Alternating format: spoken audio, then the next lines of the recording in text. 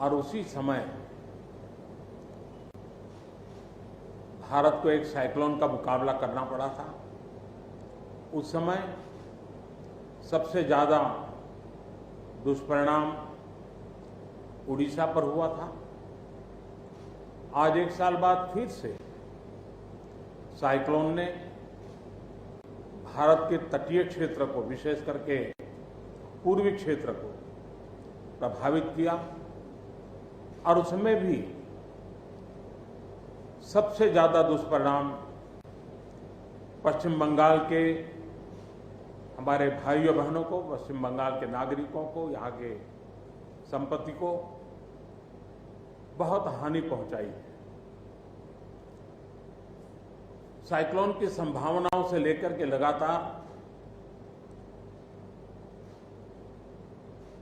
मैं इससे संबंधित सभी लोगों से संपर्क में था।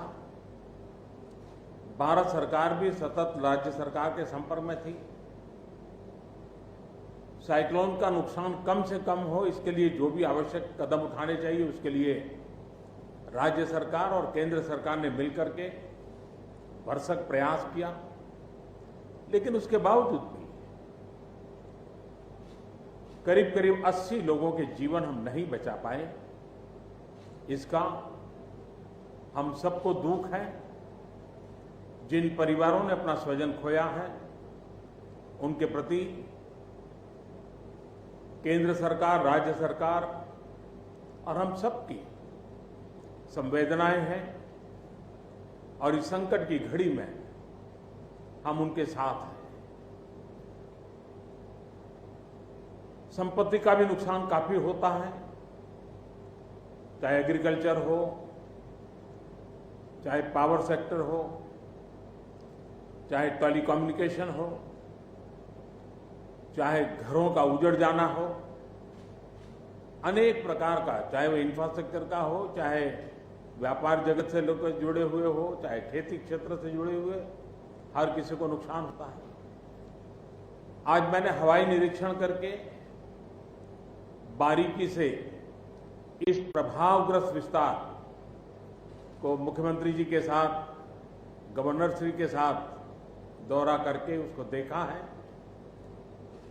अभी राज्य सरकार ने और मुख्यमंत्री जी ने विस्तार से मेरे सामने जो भी प्राथमिक आकलन है उसका ब्यौरा दिया है। हमने तय किया है कि हो सके उतना जल्द डिटेल में सर्वे हो, कृषि का हो, पावर सेक्टर का हो, टेलीकम्युनिकेशन का हो, घरों की जो स्थिति है, इंफ्रास्ट्रक्चर की जो स्थिति है।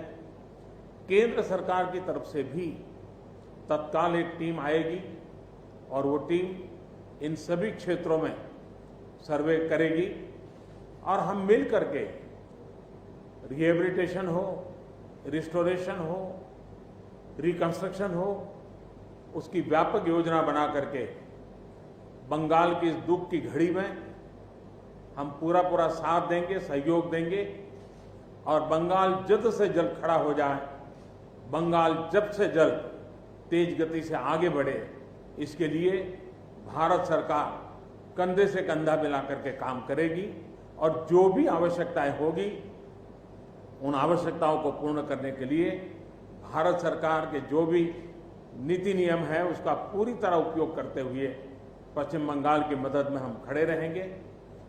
अभी तत्काल जो इस संकट की घड़ी में राज्य सरकार को कठिनाई न हो, इसके लिए एक एडवांस असिस्टेंस के रूप में 1000 करोड़ रुपया भारत सरकार की तरफ से व्यवस्था की जाएगी। साथ साथ जिन परिवारों ने अपने स्वजन खोए हैं उन परिवारों को प्रधानमंत्री राहत कोष से 2 लाख रुपया और जिन लोगों को इंजरी हुई है उनको 50,000 रुपये तक की सहायता देने का भी हम प्रधानमंत्री राहत कोष से करेंगे। पूरी दुनिया एक संकट से जूझ रही है। भारत भी लगातार कोरोना वायरस के खिलाफ लड़ाई लड़ रहा है। कोरोना वायरस की लड़ाई में जीतने का मंत्र और साइक्लोन में जीतने का मंत्र दोनों पूरी तरह एक दूसरे के ऑपोजिट हैं। कोरोना वायरस से लड़ने का मंत्र है, जो जहां है वहीं रहे, जरूरत नहीं हो तब तक घर से बाहर न निकले और जहां भी जाए 2 गज की दूरी बनाए रखे। लेकिन साइक्लोन का मंत्र है कि साइक्लोन आ रहा है, जल्दी से जल्दी सुरक्षित स्थल पर आप शिफ्ट कर जाइए, वहां पर पहुंचने का प्रयास कीजिए, अपना घर खाली कीजिए। यानी दोनों अलग अलग प्रकार की लड़ाइयां एक साथ पश्चिम बंगाल को लड़नी पड़ी है। लेकिन उसके बावजूद भी ममता जी के नेतृत्व में राज्य सरकार ने भरसक प्रयास किया है। भारत सरकार ने भी लगातार उनके साथ रह करके इस संकट की घड़ी में जो भी आवश्यक, जो एडवांस में करने योग्य था, जो उसी समय करने का योग्य था और जो आगे दिनों के करने की आवश्यकता है, उसको भी पूरा करने का हम प्रयास करेंगे। आज समग्र देश को जिनके लिए गौरव है, ऐसे राजा राममोहन राय जी की जन्म जयंती है और उस समय मेरा पश्चिम बंगाल की इस पवित्र धरती पर होना मेरे मन को छूने वाली बात होती है।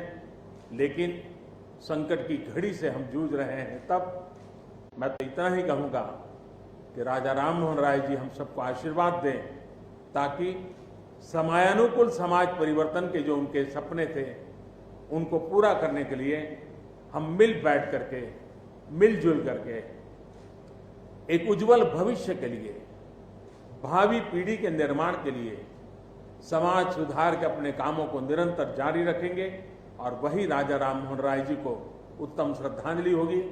मैं मेरे पश्चिम बंगाल के सभी भाइयों बहनों को विश्वास दिलाता हूं कि संकट की घड़ी में पूरा देश आपके साथ है। भारत सरकार कंधे से कंधा मिला करके आपके साथ आने वाले सभी कामों में खड़ी रहेगी। इसी संकट की घड़ी के समय आप सबसे मिलने आया हूं, लेकिन कोरोना वायरस के कारण